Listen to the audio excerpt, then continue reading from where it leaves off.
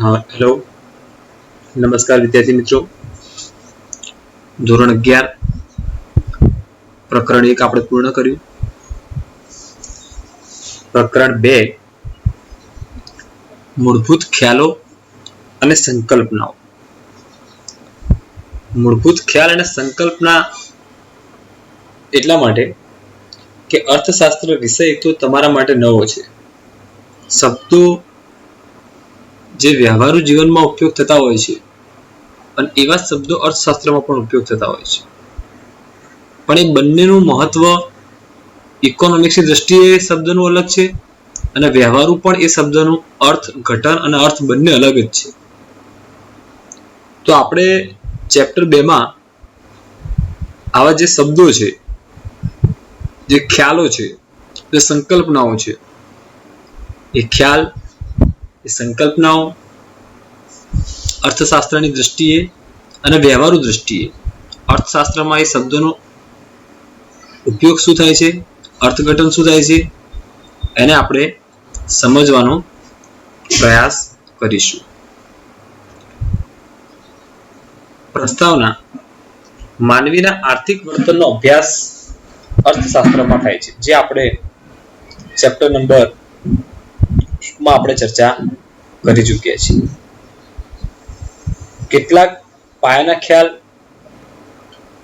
વિસ્તૃત અર્થ એનો સમજી લેવો જરૂરી છે, કારણ કે એ શબ્દો હવે તમારે વારંવાર ઉપયોગમાં લેવાના.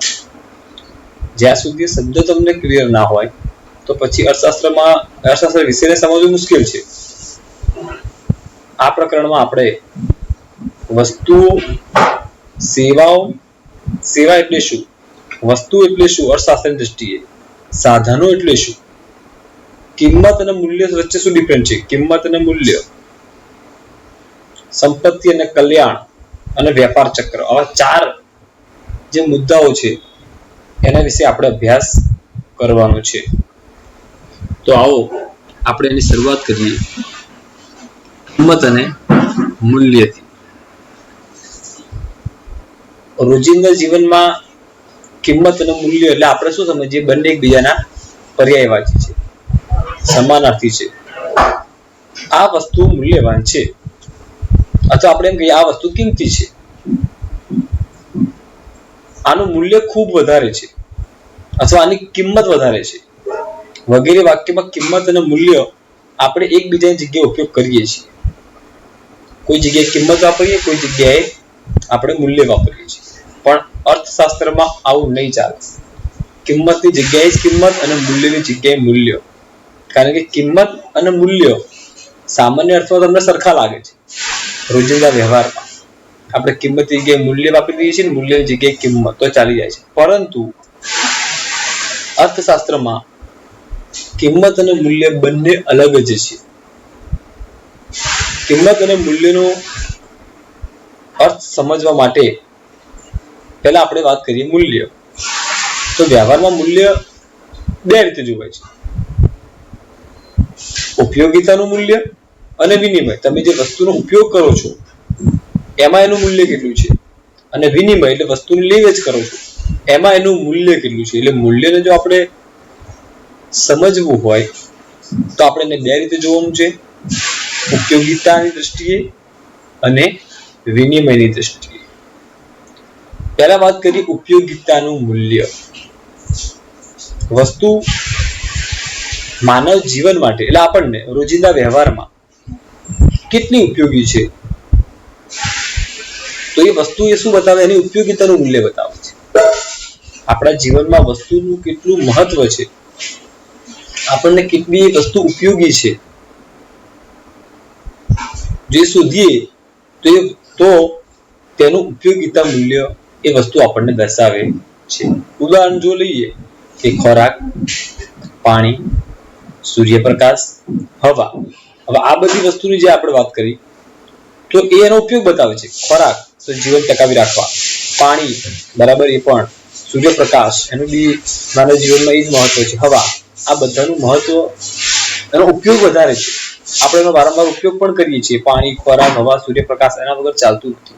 એની ઉપયોગિતા કેવી છે, ખૂબ જ છે.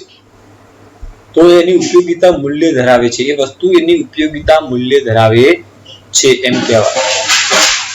આ મૂલ્યની વાત છે અને એ પણ ઉપયોગિતા મૂલ્ય. તો પછી વિનિમય મૂલ્યમાં શું તફાવત છે? હવે સાંભળજો. વસ્તુ કે સેવા આપીને આપણે કોઈ વસ્તુ કે સેવા લીધી, પણ બદલામાં આપણે જે વાત કરી હતી વિનિમય પ્રથા, કે વસ્તુ કે સેવા આપી તેના બદલામાં વસ્તુ કે સેવા લેવાની થાય. આપણે કોઈ વસ્તુ આપી અથવા સેવા આપી અને બદલામાં કોઈ વસ્તુ લીધી અથવા સેવા લીધી, ત્યારે એક વસ્તુના બદલામાં અન્ય વસ્તુને કેટલા એકમ મળે? આપણે ધારો કે કોઈ વસ્તુ આપી, અનાજ આપ્યું, 1 કિલો અનાજ આપ્યું, તો બદલામાં ધારો કે કાપડ લેવું છે, તો કેટલું કાપડ? તે જે તે વસ્તુનું વિનિમય મૂલ્ય દર્શાવે છે. વિનિમય એટલે તમે એક વસ્તુના બદલામાં બીજી વસ્તુ આપો છો. તમે કોઈ વસ્તુ આપી, બદલામાં કોઈ વસ્તુ મેળવી. એ નામની વસ્તુ આપી, બી નામની વસ્તુ મેળવી, તો બંનેનું મૂલ્ય સરખું તો હોય નહીં. તમે ગોલ્ડ આપીને ઘઉં ખરીદવા ગયા, તો સીધી વસ્તુ છે ગોલ્ડનું મૂલ્ય બહુ ઊંચું છે, બરાબર? તો સામે ઘઉં કેટલા લેવા એ પ્રશ્ન ઉભો થાય. આ રીતના એક વસ્તુના પ્રમાણમાં, એક વસ્તુના બદલામાં અન્ય કેટલા વસ્તુના એકમ મળશે, તે જે તે વસ્તુનું વિનિમય મૂલ્ય દર્શાવે છે. અહીંયા ઉદાહરણ આપ્યું છે, ઘઉંના બદલામાં કેટલા પ્રમાણમાં ચોખા મળશે? તમે 1 કિલો ઘઉં આપો છો, તો બદલામાં કેટલા કિલો ચોખા મળશે, તે ઘઉંનું વિનિમય મૂલ્ય દર્શાવે છે, બરાબર? તો તમે આ રીતે એનું વિનિમય મૂલ્ય શોધી શકો. પહેલું છે ઉપયોગિતા મૂલ્ય અને બીજું છે વિનિમય મૂલ્ય. ઉપયોગિતા કે એના અંદર એનો ઉપયોગ રહેલો છે, એ માનવ જીવન માટે આપણને કેટલી ઉપયોગી છે એ દર્શાવે છે. જ્યારે પેલું એક વસ્તુના બદલામાં બીજી વસ્તુ તમે આપી, તો કેટલા એકમ આલવા પડશે બીજી વસ્તુ મેળવવા માટે, એને વિનિમય મૂલ્ય કહેવાય. તો મૂલ્યને આપણે બે રીતે સમજ્યા, ઉપયોગિતા અને વિનિમય મૂલ્ય. હવે એનો સંબંધ સમજીએ ડિટેલ, કે ઉપયોગિતા મૂલ્ય અને વિનિમય મૂલ્ય વચ્ચે શું સંબંધ છે, કઈ રીતે એક સાથે સંકળાયેલા છે. એનો સંબંધ, વસ્તુનું ઉપયોગિતા મૂલ્ય હોય તો તેનું વિનિમય મૂલ્ય હશે એવું કહી શકાય નહીં. આપણે હમણાં વાત કરી કે સૂર્યપ્રકાશ, હવા જે નેચરલ છે, જે વિના મૂલ્યે મળે છે, જેને મેળવવા માટે આપણે કોઈ પ્રકારનું વળતર આપવાનું નથી, તો એની ઉપયોગિતા મૂલ્ય કહેવાય કે ના કહેવાય? કહેવાય. હવે એ વસ્તુના અંદર હવા, સૂર્યપ્રકાશ, એમાં ઉપયોગિતા મૂલ્ય હતું, પણ તમે એને વેચી શકતા નથી, ખરીદી શકતા નથી, તો એનો મતલબ કે એનું વિનિમય મૂલ્ય છે નહીં. તો ઉપયોગિતા મૂલ્ય હોય એટલે જરૂર નથી કે એનું વિનિમય મૂલ્ય હોય જ. હા, પણ જેનું વિનિમય મૂલ્ય છે ને, કે જે વસ્તુ ખરીદ અને વેચાણ થાય છે, વસ્તુ કે સેવાના બદલા વસ્તુ કે સેવા થાય છે, તો જેનું વિનિમય મૂલ્ય હોય એનું ઉપયોગિતા મૂલ્ય ચોક્કસ હોય, એ વાત ફાઇનલ છે. ઉપયોગિતા હોય ત્યાં વિનિમય હોય શક્ય નથી, પણ વિનિમય હોય, મૂલ્ય હોય, ત્યાં ઉપયોગિતા મૂલ્ય જોડાયેલ હોય ને હોય જ. ઉપયોગિતા મૂલ્ય ખૂબ ઊંચું હોય તેવી વસ્તુનો પુરવઠો માપ હોય છે. આપણે હમણાં વાત કરી કે ઉપયોગિતા મૂલ્ય ખૂબ ઊંચું હોય, ધારો કે સૂર્યપ્રકાશ, હવા, એના વગર ચાલવાનું જ નથી, એટલે એનું ઉપયોગિતાનું મૂલ્ય કેવું કહેવાય? ખૂબ ઊંચું છે. એનો પુરવઠો કેવો છે? તો હવા છે, પાણી છે, સૂર્યપ્રકાશ છે, તો ક્યારે ખૂટવા નથી, અમાપ છે. તેના ઉપર કોઈ વ્યક્તિનો અંકુશ કે કોઈ પેઢીનો, કોઈ સરકારનો, કોઈનો પણ અંકુશ નથી. આપણે કોઈ એના ઉપર અંકુશ રાખી શકતા નથી.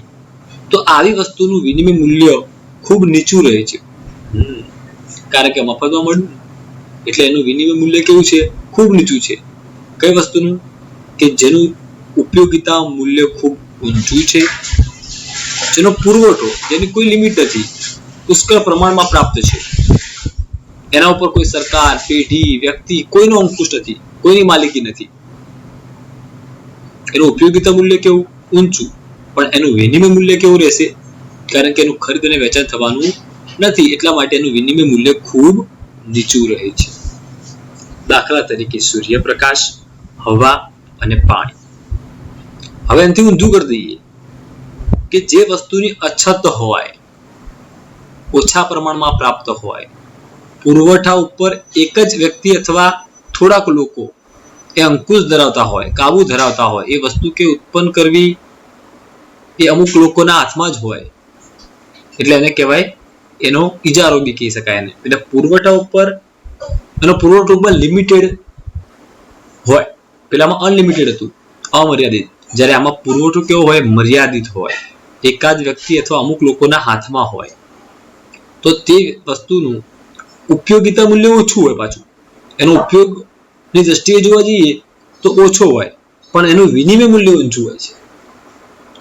જે વસ્તુ આપણને વિનિમય મૂલ્ય મળી છે, કુદરતે આપેલી છે, એનું ઉપયોગિતા મૂલ્ય વધારે છે અને વિનિમય મૂલ્ય ઓછું છે. પણ જે વસ્તુ વ્યક્તિએ બનાવી છે, જે વસ્તુની અછત છે, જેના ઉપર વસ્તુનો પુરવઠો ઉત્પન્ન કરવામાં કોઈ અંકુશ છે, તો એનું ઉપયોગિતા મૂલ્ય કેવું હોય છે?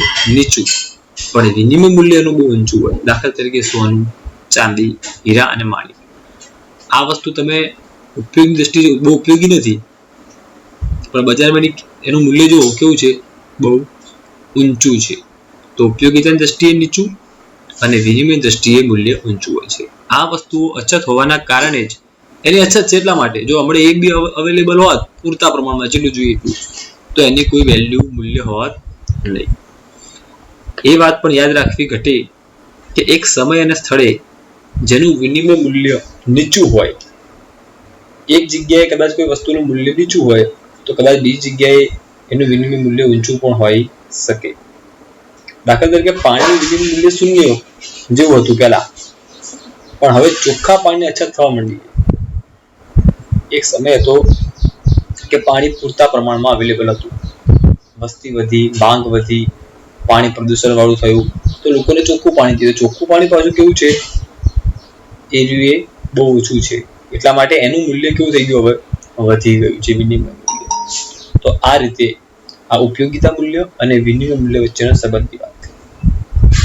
ઉપયોગિતા અને વિનિમય મૂલ્યના આ અર્થ ભેદને સમજ્યા પછી અર્થશાસ્ત્ર શું કે જ્યાં જ્યાં મૂલ્ય શબ્દ વપરાતો તે વિનિમય મૂલ્યના અર્થમાં જ વાપરવાનો છે, એમ માની લેવાનું આપણે. કે જ્યાં મૂલ્ય શબ્દ આવે એટલે આપણે શું સમજવાનું છે? વિનિમય મૂલ્ય. વિનિમય મૂલ્ય એટલે તમને હવે ખબર પડી ગઈ. ઓકે, એટલે અર્થશાસ્ત્રના અભ્યાસમાં મૂલ્ય શબ્દનો અર્થ છે એક વસ્તુ. મૂલ્ય સમજજો, એક વસ્તુના બદલામાં અન્ય વસ્તુના કેટલા પ્રમાણ મળશે. હમણાં આપણે વાત કરી ઘઉંના બદલામાં ચોખા, તો આપણે ઘઉં આપી અને ચોખા મેળવવાના છે, તો કેટલા ઘઉં આલવા પડશે? એ ઘઉંનું શું બતાવે છે? જેટલા ઘઉં આલવા પડે એ એનું વિનિમય મૂલ્ય દર્શાવે છે. તેની વ્યાખ્યા આવી છે, એક વસ્તુના બદલામાં અન્ય વસ્તુના કેટલા એકમ મળશે. વસ્તુ અહીંયા ટૂંકમાં લાગજો, વસ્તુના બદલામાં વસ્તુ સહેજ છે, તો વસ્તુ એક વસ્તુના બદલામાં બીજી વસ્તુના અન્ય વસ્તુના કેટલા એકમ મળે છે, એ પ્રમાણ એને જે તે વસ્તુનું મૂલ્ય દર્શાવે છે. અને વસ્તુના બદલામાં ધારો કે આપણે એમ કરી દઈએ કે વસ્તુ નહીં પણ નાણું આવી જાય, તો નાણાંના એકમ ચૂકવવા હોય ત્યારે વસ્તુના બદલામાં ચૂકવાતું નાણાકીય એકમ એની કિંમત દર્શાવે છે. કોમ્પ્યુટર ખરીદ્યું, બદલામાં ધારો કે 25,000 રૂપિયા ચૂકવ્યા, તો વિનિમય તો થયો, વસ્તુ કોમ્પ્યુટર છે અને બદલામાં તમે કોઈ વસ્તુ નથી આલતા, પણ તમે એની કિંમત ચૂકવો છો, કે જે નાણાંમાં તમે ચૂકવી શકો છો. એ નાણાંમાં ચૂકવાતું જે નાણાકીય એકમ છે, આ જે સર્વસ્વીકૃત માધ્યમ છે. કોઈ પણ વસ્તુ ખરીદી હોય તો હવે સાટા પદ્ધતિ રહી નથી, બરાબર. તો વસ્તુ કે સેવાના બદલામાં તમે જ્યારે શું ચૂકવો છો? એનું કોઈ નાણાકીય એકમ તરીકે ચૂકવો છો. એના બદલામાં ચૂકવતું જે નાણાકીય એકમ છે, જેની કોઈ ચોક્કસ રેટ ફિક્સ છે, એ જે નાણાકીય એકમ એટલે એની કિંમત કહેવાય. આ કિંમત અને વિનિમય મૂલ્ય વચ્ચે આટલો ફરક છે. મૂલ્ય એટલે સમજી લેવાનું કે એક વસ્તુના બદલામાં બીજી વસ્તુ જ છે. તમારે કોઈ વસ્તુ ખરીદવી છે તો સામે તમને વસ્તુ જ મળવાની છે. એટલે એક વસ્તુ તમે આપી, બદલામાં તમને વસ્તુ મળી, પણ કેટલા પ્રમાણમાં મળી, કેટલી મળી, એને વિનિમય મૂલ્ય કહેવાય. જ્યારે એક વસ્તુ કિંમત એટલે શું? તો વસ્તુ કે સેવાના બદલામાં તમે નાણાકીય એકમ જે ચૂકવો છો એનું પ્રમાણ. કોમ્પ્યુટર ખરીદ્યું, કેટલા ચૂકવ્યા? 25,000, તો એની કિંમત કહેવાય. કમ્પ્યુટર ખરીદ્યું, બદલામાં ધારો કે તમે કઈ વસ્તુ આપી, ધારો કે તમે અનાજ આપ્યું, બરાબર. તો પછી વિનિમય મૂલ્ય થયું, તો કેટલું અનાજ આવ્યું એનું વિનિમય મૂલ્ય બતાવે.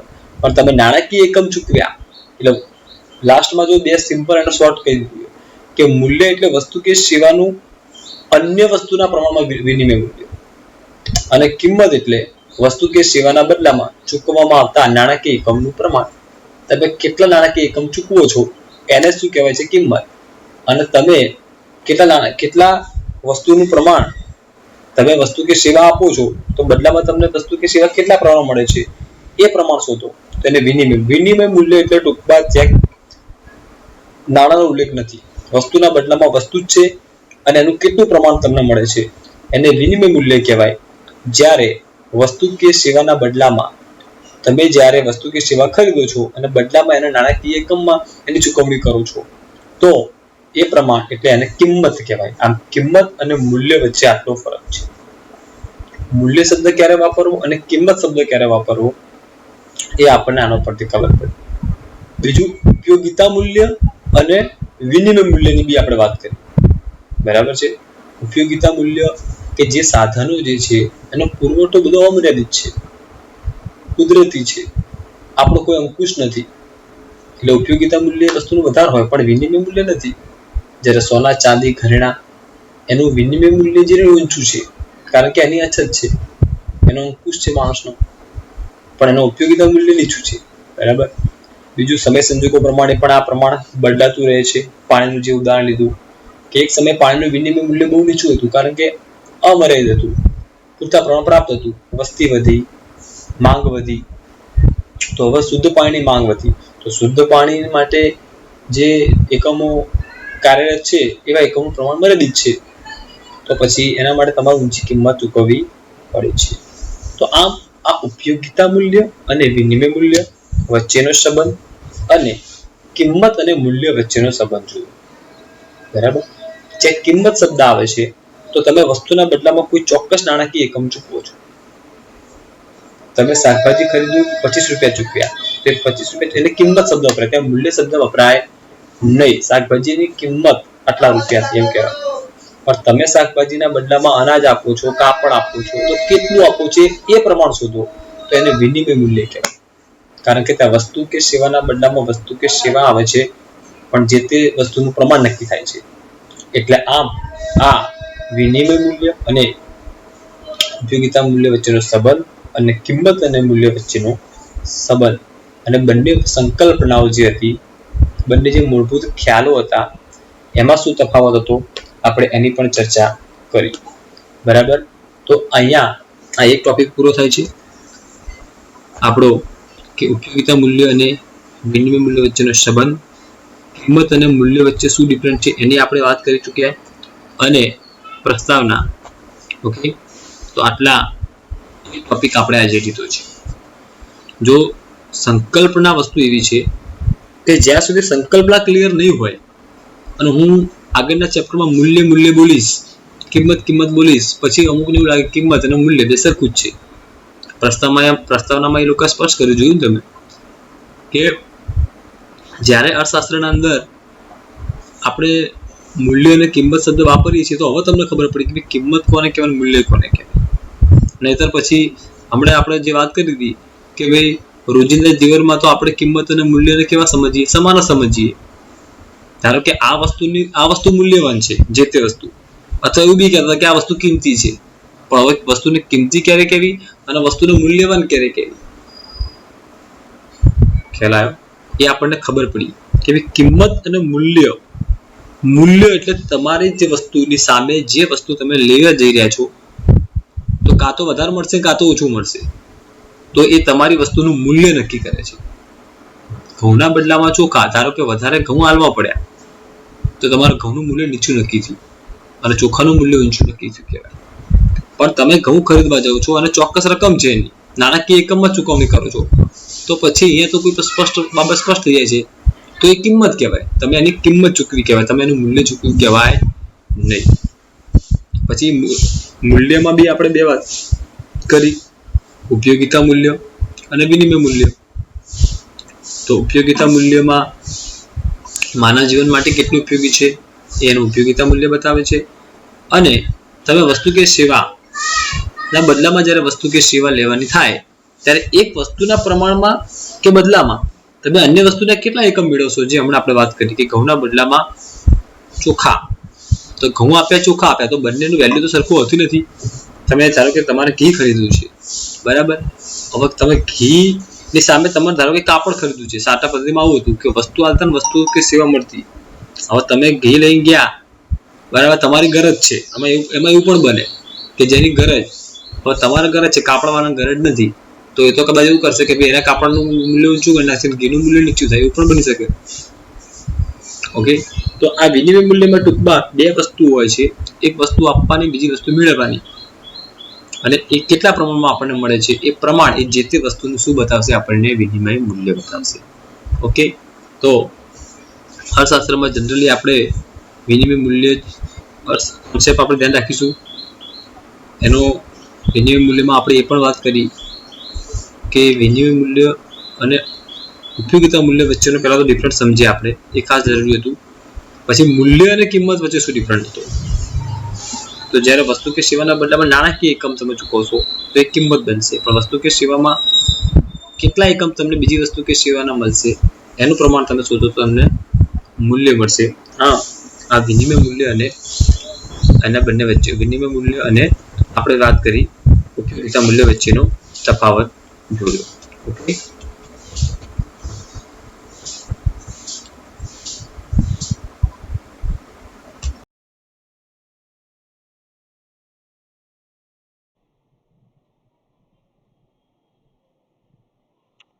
નમસ્કાર વિદ્યાર્થી મિત્રો, ધોરણ 11 પ્રકરણ 2 મૂળભૂત ખ્યાલો અને સંકલ્પનાઓ. આપણે એક લેક્ચર ચેપ્ટર 2 નો ભણી ચૂક્યા છીએ. હવે આજે આપણે સંકલ્પનાઓ જ્યારે અલગ અલગ સમજવા જઈ રહ્યા છીએ ત્યારે અર્થશાસ્ત્રમાં વસ્તુ કોને કહેવાય અને સેવા કોને કહેવાય એને આપણે સમજવાનું છે. વસ્તુઓ એટલે માણસ જે પોતાની જે જરૂરિયાતો છે એને અલગ અલગ રીતે સંતોષવાનો પ્રયત્ન કરે છે. જે ભૌતિક બાબતો દ્વારા જરૂરિયાત સંતોષાય છે, ભૌતિક જરૂરિયાત તો આપણી ઘણી રીતે સંતોષાય છે, પણ જે ભૌતિક બાબતો દ્વારા પર્ટિક્યુલર ભૌતિક બાબતો પર ફોકસ આપ્યું છે કે માણસની જરૂરિયાત તો ઘણી બધી રીતે માણસ સંતોષવાનો પ્રયત્ન કરે છે, પણ એમાંથી જે જરૂરિયાત ભૌતિક બાબત દ્વારા સંતોષાય એને આપણે વસ્તુ કહીશું. અને અભૌતિક બાબતો જે આવે તે બધી સેવા છે. જેમ કે ભૂખ સંતોષવા માટે ખોરાક એ વસ્તુ કહેવાય. આપણે ડાયરેક્ટ ખોરાક ખાઈએ એટલે એ વસ્તુ ભૌતિક બની, જેને આપણે જોઈ શકીએ છીએ, સ્પર્શી શકીએ છીએ. એ બધી ભૌતિક વસ્તુઓ છે અને ભૌતિક બાબતો કહેવાય. અને એ ભૌતિક બાબત દ્વારા આપણી માણસની જરૂરિયાત ખોરાકને સંતોષાય તો એ ખોરાક એ વસ્તુ કહેવાય. અને આપણને જિજ્ઞાસા સંતોષવા માટે, આપણી જે ઈચ્છા છે એને સંતોષવા માટે આપણે શિક્ષણ કે ભૌતિક તમે જોઈ શકતા નથી કે સ્પર્શી શકતા નથી. આપણી જિજ્ઞાસા છે, આપણે ભણવું છે, આપણી ભણવાની ઈચ્છા છે અને એના માટે આપણે શિક્ષણ મેળવીએ છીએ. શિક્ષણ દ્વારા આપણી જે જિજ્ઞાસા છે શિક્ષણ મેળવવાની એ સંતોષાય છે. તો જિજ્ઞાસા સંતોષવા માટે શિક્ષણ જે રહ્યું એ સેવા કહેવાય, કે જે અભૌતિક બાબત છે. તો વ્યક્તિની જરૂરિયાતો ભૌતિક અને શારીરિક હોય છે તથા ઘણી અભૌતિક અને માનસિક પણ હોય છે. બે વસ્તુ હોઈ શકે, કાં ભૌતિક હોય, શારીરિક હોય, દેખી શકાતી હોય, અથવા દેખી શકાતી ન હોય, અભૌતિક હોય અને માનસિક હોય. એટલે ભૌતિક અને શારીરિક હોય તો આપણે એને વસ્તુ કહીશું, અભૌતિક અને માનસિક હશે તો આપણે એને સેવા કહીશું. આ જરૂરિયાતોનો સંતોષ પણ ભૌતિક અને શારીરિક રીતે હોય છે તથા અભૌતિક અને માનસિક રીતે હોય છે. ખાવું, પીવું, મુસાફરી કરવી, રમવું આ ભૌતિક જરૂરિયાતો છે. જેને સંતોષનારી બાબતો પણ ભૌતિક એટલે માપી શકાય તેવી હોય છે. જે વસ્તુઓ છે જેને માપી શકાય, જે દેખી શકાય એવી બધી જ બાબતો એને આપણે વસ્તુ કહેવાની છે. અને જે માનસિક છે, જે જરૂરિયાતો સંતોષનારી બાબતો છે, માનસિક જરૂરિયાતો આપણી જે સંતોષે છે એને આપણે સેવા કહીશું. ઇન શોર્ટ, જે ભૌતિક છે એ બધી જ બાબતો કે જે આપણી જરૂરિયાત સંતોષે છે એને આપણે વસ્તુ કહીશું. જે અભૌતિક છે અને એ પણ આપણી જરૂરિયાત સંતોષે છે, જે માનસિક છે, અને એવી બધી જ બાબતો કે જેને આપણે સેવા કહીશું. હવે વસ્તુઓ અને સેવાઓમાં પહેલા આપણે વાત કરીએ વસ્તુઓની, કે જરૂરિયાત સંતોષનારી ચીજ વસ્તુઓ અને સેવાઓનું વર્ગીકરણ નીચે મુજબ છે. હવે વસ્તુઓ આપણે હમણાં જે વાત કરી કે ભૌતિક અને અભૌતિક, તો ભૌતિકતાના આધાર ઉપર વસ્તુઓને બે પ્રકારની છે, એક ભૌતિક અને બીજી અભૌતિક. અને ભૌતિકને આપણે હમણાં વાત કરી કે ભૌતિક બધી જ બાબતો જેને આપણે વસ્તુ કહીએ છીએ, અને અભૌતિક વસ્તુઓની વાત આવે તો આપણે એને સેવા કહીએ છીએ.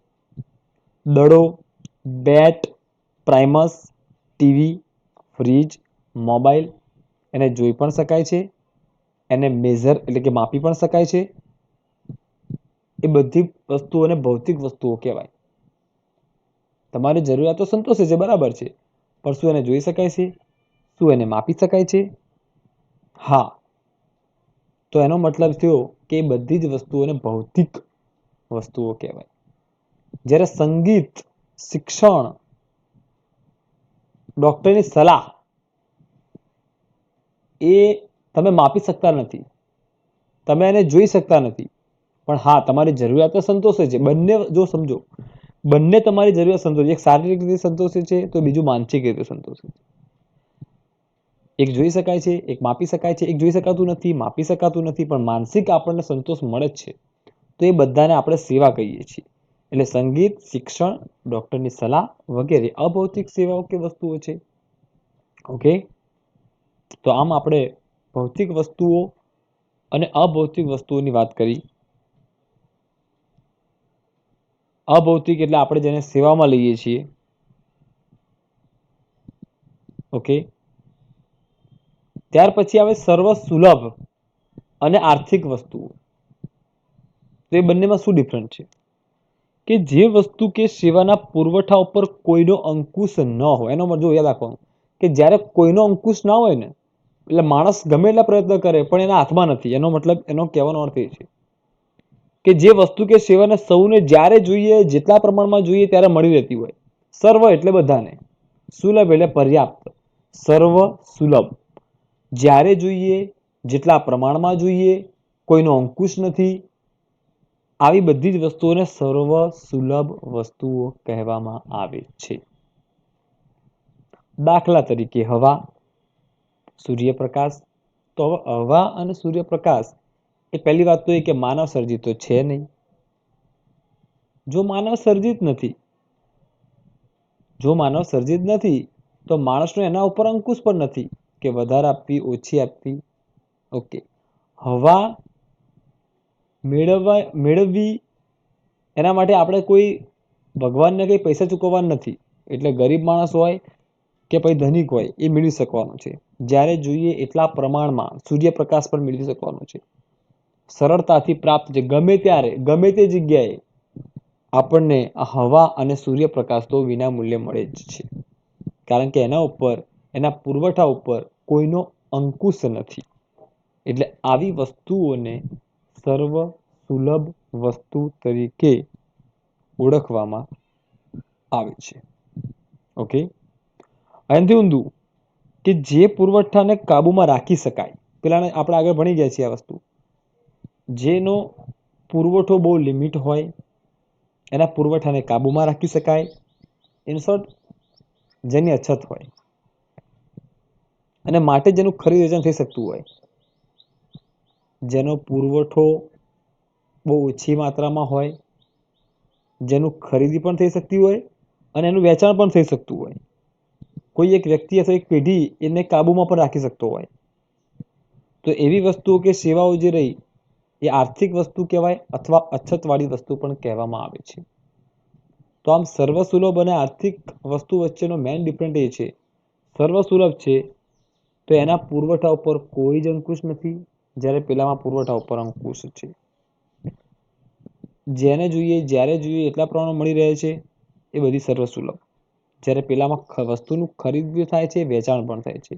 પુરવઠો કેટલો પર્યાપ્ત છે અથવા એનો કેટલો બજારમાં મૂકવો છે એ કોઈ વ્યક્તિ નક્કી કરે છે. એનો જે ઇજારદાર છે એ નક્કી કરે છે, જે એનો ઉત્પાદક છે એ નક્કી કરે છે.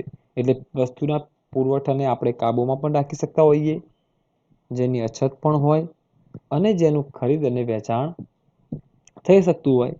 એવી તમામ વસ્તુઓ કે સેવાઓ એટલે એને આર્થિક વસ્તુ કે અછતવાળી વસ્તુઓ કહેવામાં આવે છે.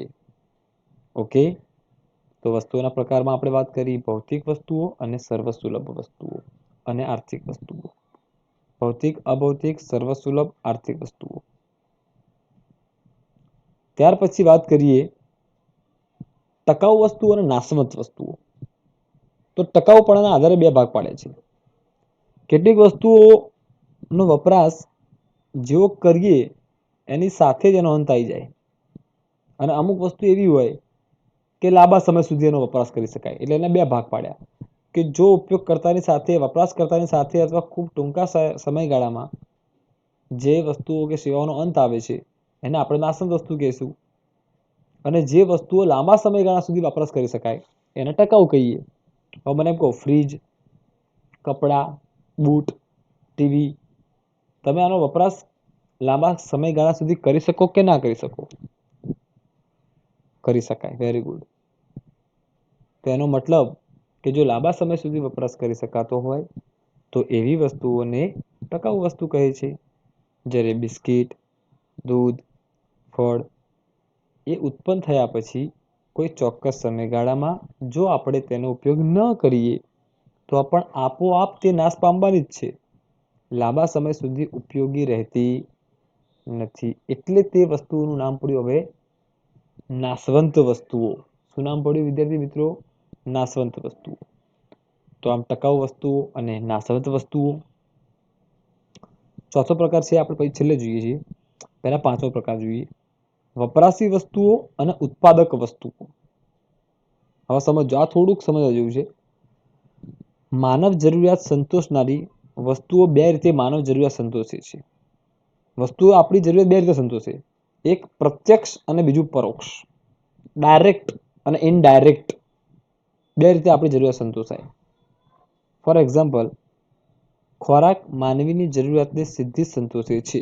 ભૂખ લાગી છે તો તૈયાર થયેલો ખોરાક એ આપણે ડાયરેક્ટ ખાઈ શકીએ અને આપણી જરૂરિયાત તો સંતોષાય છે. બરાબર છે કે નહીં? તો અહીંયા એ પ્રત્યક્ષ રીતે આપણી જરૂરિયાતને સંતોષે એવું કહેવાય. જ્યારે ખોરાક તૈયાર કરવા માટે વાસણની પણ જરૂરિયાત છે કે નહીં? તો વાસણ એ જરૂરિયાત તો આપણી સંતોષી, પણ એ પરોક્ષ રીતે. ડાયરેક્ટ ખાવાનો શું છીએ આપણે? ખોરાક. તો ખોરાક એ પ્રત્યક્ષ જરૂરિયાત સંતોષે છે, અને ખોરાક બનાવવા માટે વાસણની જરૂર પડી, ખોરાક ખાવા માટે બી વાસણની જરૂર પડી છે. તો વાસણ પણ આપણી જરૂરિયાત સંતોષે છે, પણ એ પરોક્ષ રીતે આપણી જરૂરિયાત સંતોષે છે. કપડા જરૂરિયાતને સીધી આપણે કપડાં પહેરવા છે, જે શર્ટ પહેર્યો છે કે પેન્ટ છે, તો એ પણ આપણી જરૂરિયાતને સંતોષે છે ડાયરેક્ટ. જ્યારે કપડાં બનાવવામાં કપાસ વપરાય છે, બરાબર છે, કેટલા બધા કર્મચારીઓનું મહેનત છે, કપાસ છે, ટૂંકમાં રો મટીરિયલ છે, અને પછી કપડાં બને છે ને, તો એ કપાસ પણ રહ્યું, તો એ કપાસ આપણી જરૂરિયાત સંતોષે છે, પણ એ પરોક્ષ રીતે સંતોષે છે. એટલે આમ અમુક વસ્તુઓ જે એ ડાયરેક્ટ સંતોષ આપે છે, અને જ્યારે અમુક વસ્તુઓ પરોક્ષ રીતે જરૂરિયાત સંતોષે છે. આ રીતે વસ્તુઓ સીધી જ પ્રત્યક્ષ વપરાશ દ્વારા જરૂરિયાત સંતોષે છે. જે વસ્તુઓ ડાયરેક્ટ સીધી રીતે જ પ્રત્યક્ષ રીતે માણસની જરૂરિયાતો સંતોષે એ બધી વસ્તુઓને વપરાશી વસ્તુ કહેવાય. બરાબર? અને જે ઉત્પાદનની પ્રક્રિયામાં ભાગ લે અને તૃષ્ટિગુણ એટલે સંતોષનું સર્જન કરે. ડાયરેક્ટ હમણાં આપણે વાત કરી ખોરાક, તો ખોરાક આપણી જરૂરિયાત સીધી રીતે સંતોષે છે, તો એ કઈ વસ્તુ કહેવાય? તો એને વપરાશી વસ્તુ કહેવાય. પણ જે જરૂરિયાતો માણસની જરૂરિયાતોને પરોક્ષ રીતે, એટલે કે ઉત્પાદનની પ્રક્રિયામાં ભાગ લે અને પછી તૃષ્ટિગુણનું સર્જન. તૃષ્ટિગુણ એટલે વસ્તુ કે સેવામાં રહેલો સંતોષ આપવાનો ગુણ, એટલે એને તૃષ્ટિગુણ કહેવાય. સંતોષ, સાદી ભાષામાં કહું તો. જ્યારે અર્થશાસ્ત્રમાં તૃષ્ટિગુણ એટલે શું થાય છે? સંતોષ. સંતોષને આપણે અર્થશાસ્ત્રમાં તૃષ્ટિગુણ કહીએ છીએ. તમને એમ લાગે તૃષ્ટિગુણ નવું આવ્યું, પણ એ અર્થશાસ્ત્રનો શબ્દ છે. તૃષ્ટિગુણની પ્રોપર વ્યાખ્યા આવી થાય કે વસ્તુ કે સેવામાં રહેલો જે સંતોષ આપવાનો ગુણ છે એને આપણે તૃષ્ટિગુણ કહીએ છીએ. એટલે કે તે વપરાશી વસ્તુઓ જે ઉત્પાદનની પ્રક્રિયામાં ભાગ લે અને તૃષ્ટિગુણનું સર્જન કરવામાં મદદરૂપ થાય તેને આપણે ઉત્પાદક વસ્તુ કહીએ છીએ. ટ્રેક્ટર, ઉત્પાદનના મશીનો વગેરે ઉત્પાદક વસ્તુ કહેવાય. કે જે વસ્તુ બનાવવાની છે, સમજો કે ઉદાહરણ આપું તમને કે બિસ્કિટ. આપણે બિસ્કિટ ખાધું, આપણી જરૂરિયાત છે ખોરાકની. બિસ્કિટ ખાધું, બિસ્કિટ આપણી જરૂરિયાત કઈ રીતે સંતોષે છે? પ્રત્યક્ષ રીતે. તો એ વપરાશી વસ્તુ કહેવાય. ડાયરેક્ટ તમે એનો યુઝ કરી શકો છો. જ્યારે ઉત્પાદક એટલે વસ્તુ બનાવવા માટે આપણે મશીનની જરૂર પડી, લોટની જરૂર પડી, ખાંડની જરૂર પડી, તો એ બધી વસ્તુ કઈ થઈ કહેવાય? એ ઉત્પાદક વસ્તુઓમાં આવે. તો આમ ઉત્પાદક વસ્તુ અને વપરાશી વસ્તુ એ આપણે સમજ્યા ઉપયોગના આધારે કે પ્રત્યક્ષ રીતે જ્યારે સંતોષે છે તો એને આપણે વપરાશી વસ્તુ કહીએ, પરોક્ષ રીતે સંતોષે છે તો ઉત્પાદક વસ્તુ કહીએ. That's it. Okay, and last, ખાનગી અને જાહેર. એનું નામ જ ઉપરથી આપણને ખ્યાલ આવી જાય છે કે માલિકીના આધારે ભાગ પાડ્યા છે. આપણે એમ કહીએ કે મકાનની માલિકી કોની? જો એમ કહીએ કે આપણી, તો એનો મતલબ ખાનગી. અને જો એમ કહીએ સરકારની, બધાની, લોકોની, તો એ જાહેર. સીધું ઉદાહરણ, રસ્તા, સ્ટ્રીટ લાઇટ, બાગ, બગીચા, રિવરફ્રન્ટ, આ જે ઉદાહરણ મેં આપ્યા એ કોની માલિકીના છે? શું કોઈ વ્યક્તિની માલિકીના છે? ના. શું બધા એનો ઉપયોગ કરી શકે છે? તો હા.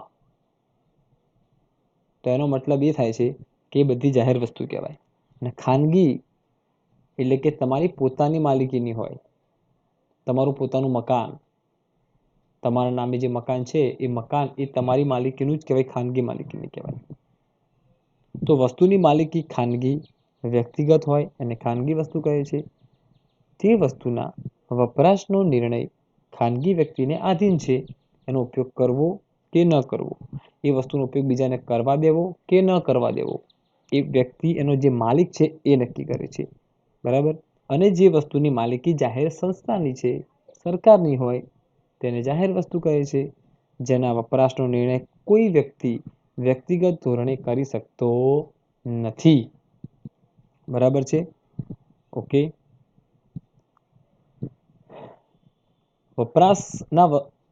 વસ્તુના વપરાશ રીતે પણ ખાનગી વસ્તુ તથા જાહેર વસ્તુનો વિચાર કરી શકાય. જે વસ્તુમાં બીજી રીતે વિચારીએ આપણે, સ્પર્ધાત્મકતાનો ગુણ છે અને વંચિતતાનો ગુણ છે, ખાનગી છે. સ્પર્ધાત્મકતા, કોમ્પિટિશનનો ગુણ હોય એમાં. અને વંચિતતા એટલે એનો મતલબ શું થાય કે એક વ્યક્તિ વપરાશ કરે ત્યારે બીજી વ્યક્તિ તે વસ્તુનો વપરાશ કરી શકતો નથી. એ વંચિતતા છે. તમારી માલિકીનું મકાન છે, તમે એનો ઉપયોગ કરો ત્યારે બીજા એનો ઉપયોગ કરી શકવાના નથી અને તમે એવું કરવા દેવાના પણ નથી. તો એમાં એ વંચિતતા રાખી શકાય છે એ વસ્તુના વપરાશ માટે. અને સ્પર્ધાત્મક ગુણ પણ એનો છે. દાખલા તરીકે ફોર એક્ઝામ્પલ, જે બિસ્કિટ એક બાળક ખાય છે તે જે બિસ્કિટ બીજાને આપી શકાતું નથી. આપી શકાય? એ જ બિસ્કિટ બીજાને આપી શકાશે? ના, કારણ કે તો આપણે ઓલરેડી આપી ચૂક્યા છીએ. વળી ખાનગી વસ્તુ વંચિતતાનો પણ ગુણ છે. જે વ્યક્તિ કિંમત ન ચૂકવે, વંચિતતા એટલે ધારો કે તમારા એક મકાન છે, તમે જ્યાં સુધી એની કિંમત ચૂકવતા નથી તો ત્યાં સુધી એ તમારી માલિકીનું બનતું નથી અને તમે એનો વપરાશ પણ કરી શકતા નથી. દાખલા તરીકે કિંમત ન ચૂકવે તેને મોબાઈલ ફોન વાપરવા મળી શકતો નથી. મોબાઈલ ફોન શોપના અંદર તો ઘણા બધા પડ્યા છે, પણ તમારી માલિકી, તમે એનો ઉપયોગ કરી શકશો? ના. તમે હજુ વંચિતતા, એ વસ્તુની વંચિતતાથી વંચિત કેમ છો? કારણ કે તમે એના માટે કિંમત ચૂકવી નથી. જ્યારે કિંમત ચૂકવો તો હવે તમારી માલિકીની થઈ ગઈ છે અને હવે તો પછી તમે એનો ઉપયોગ કરી શકો છો. ત્યાં સુધી તમે એ વસ્તુથી વંચિત રાખી શકાય છે. એ ખાનગી વસ્તુમાં બની શકે. અને આનાથી ઊંધું કરી દઈએ તો જે વસ્તુ જાહેર વસ્તુમાં કેવું છે, સામૂહિક ધોરણે વપરાશ થાય, એમાં બિન સ્પર્ધાત્મકતા હોય અને બિન વંચિતતા હોય. આપણે કોઈ વંચિત રાખી જ ના શકીએ એ વસ્તુથી. કોઈ સ્પર્ધા ના હોય. એક વ્યક્તિ વસ્તુનો વપરાશ કરે તો પણ બીજી વ્યક્તિના વપરાશમાં ઘટાડો થતો નથી. બગીચો છે, બરાબર, આપણે 5 મિત્રો ધારો કે બગીચામાં ગયા તો બીજા 5 મિત્રો કે 10 મિત્રો કે કોઈ બી આવી શકે છે. તો આપણે નાય ના પાડી શકાય, એના પ્રવેશ ઉપર નિષેધ પણ ના રાખી શકાય, કોઈ જ પ્રબંધ, કોઈ તમે એના ઉપર રિસ્ટ્રિક્શન રાખી શકતા નથી. કેમ? તમારી માલિકી નથી અને એના માટે એને કોઈ કિંમત પણ ચૂકવવાની નથી. બરાબર છે? અને કોઈ પણ પ્રકારના લાભમાંથી વંચિત રાખી શકાતો નથી. આવી વસ્તુને આપણે જાહેર વસ્તુ તરીકે ઓળખીએ છીએ. રાઈટ? તો આપણે જે આજે વસ્તુઓના પ્રકારોની વાત કરી, પહેલા આપણે વાત કરી વસ્તુ અને સેવાઓ બંને વચ્ચેનો ડિફરન્સ શું છે. ત્યાર પછી મેં તમને એ સમજાવ્યું કે વસ્તુઓની પર્ટિક્યુલર આજે આપણે વાત કરી કે વસ્તુઓના અલગ અલગ પ્રકારો હતા. ભૌતિક, અભૌતિક, સર્વસુલભ, આર્થિક વસ્તુઓ, ટકાઉ વસ્તુઓ, નાશવંત વસ્તુઓ, વપરાશી વસ્તુઓ, ઉત્પાદક વસ્તુઓ અને ખાનગી અને જાહેર વસ્તુઓ. તો પહેલા વસ્તુ કોને કહેવાય અને પછી વસ્તુના પ્રકાર ઉપર આપણે ફોકસ કર્યું. તો આટલા પ્રકારની વસ્તુઓ આપણને જોવા મળી શકે છે અને એના આપણે આટલા પ્રકારમાં વિભાગીકરણ પણ આપણે એનું કરી શકીએ છીએ. તો વિદ્યાર્થી મિત્રો, એકવાર ફરીથી તમે આ જ મુદ્દાની ચર્ચા મીન્સ કે તમે લખજો, તમે જાતે એનું અર્થઘટન કરી સમજી અને જાતે લખવાનો પ્રયત્ન કરજો. ઓકે? તો આપણે જેમ જેમ ટોપિક ચાલે છે, હું ફરીથી તમને કહેતો હોઉં છું કે ટોપિક જેમ જેમ ચાલતા રહે, તમે એ ટોપિક વાઇઝ એક નોટ્સ બનાવો. કારણ કે આ તો કેવું છે કે ધીમે ધીમે ધીમે દરિયો ભરી જશે. અત્યારે કશું નહીં કરો, પાછળથી કોઈ મેળ નહીં આવે. પણ આ જે ચેપ્ટરો 11માની જે શરૂઆત છે, આ તમારે જાણવા અને સમજવા ખૂબ જરૂરી છે. કારણ કે જે વસ્તુ કે છે, સેવા કોને કહે છે, અર્થશાસ્ત્ર અથવા જે સંકલ્પનાઓ છે, એ તો તમારે કમ્પલસરી ખબર પડવી, તમને એની ઓળખ હોવી જ જોઈએ. ત્યાં સુધી પછી શું થાય કે આગળ તમે ભણશો તો આ શબ્દનો ઉપયોગ થશે ત્યારે તમારા મગજમાં કોન્સેપ્ટ જ ક્લિયર નહીં કે વસ્તુ કોને કહેવાય, સેવા કોને કહેવાય. તો આપણે એટલા માટે ફરી આ ચેપ્ટરનું ખૂબ મહત્વ આપવાનું છે. તો આપણી ફરજ એ બને છે કે જે ચલાવવામાં આવે વર્તમાન સંજોગોમાં, બને એટલો શક્ય એટલો આપણે એમાંથી ગ્રહણ કરવાનો પ્રયત્ન કરીએ, સમજીએ અને ઉદાહરણ પણ આપણે આપીએ છીએ. તો એનાથી બી તમારો કોન્સેપ્ટ ક્લિયર થાય છે. તમે ઉદાહરણને જ્યારે ફોકસ આપશો ને તો એ આપોઆપ તમારો કોન્સેપ્ટ ક્લિયર કરશે. કારણ કે ઉદાહરણ, અમુક વસ્તુ એવી છે કે ઉદાહરણ આપો છો તો એ ઉદાહરણ એટલા માટે આપવામાં આવે છે કે તમે આજે વાત કરી કે ઉત્પાદક વસ્તુ અને વપરાશી વસ્તુ, બરાબર? તો વપરાશી વસ્તુમાં આપણે એવી વાત કરી કે જે પ્રત્યક્ષ આપણે ઉપયોગ કરી શકીએ છીએ ડાયરેક્ટ. તમે વાત કરી કે બિસ્કિટ કે ખોરાક, તો ખોરાક ખાધો, બરાબર, ડાયરેક્ટ ઉપયોગ કરી શક્યા, તો એ વપરાશી વસ્તુ છે. જ્યારે ઉત્પાદક એટલે તમે એ વસ્તુને બનાવવાની વાત છે. ધારો કે તમારે ખોરાક તૈયાર કરવો છે તો એમાં વાસણો પણ જોશે, ગેસ જોશે, ઘણી બધી સુવિધાઓ જોશે. તો એ બધી ઉત્પાદકમાં આવે. એટલે તમે ડાયરેક્ટ એનો ઉપયોગ નહીં કરી શકવાના. એટલા માટે તો આ જે નાના નાના જે તફાવત છે ખાનગી વસ્તુઓનો, જાહેર વસ્તુઓનો, ખાનગી એટલે પોતાની માલિકી, જાહેર એટલે લોકોની, સરકારની, રાજ્યની, સંસ્થાની. તો આમ આવા જે ડિફરન્ટ છે, બરાબર, સર્વસુલભ વસ્તુઓની વાત કરી, આર્થિક વસ્તુઓની વાત કરી, આવા કોન્સેપ્ટ નાના નાના છે પણ સમજવા પડશે. તો આપણે શું કે આગળના ચેપ્ટરોમાં બહુ સરળતા રહેશે. બરાબર? તો આપણે આ દરેકે દરેક સંકલ્પનાઓને એકવાર લખીએ અને તૈયાર કરીએ અને એક આપણી નોટ્સ પણ તૈયાર કરીએ. ઓકે? Thank you. જય અંબે.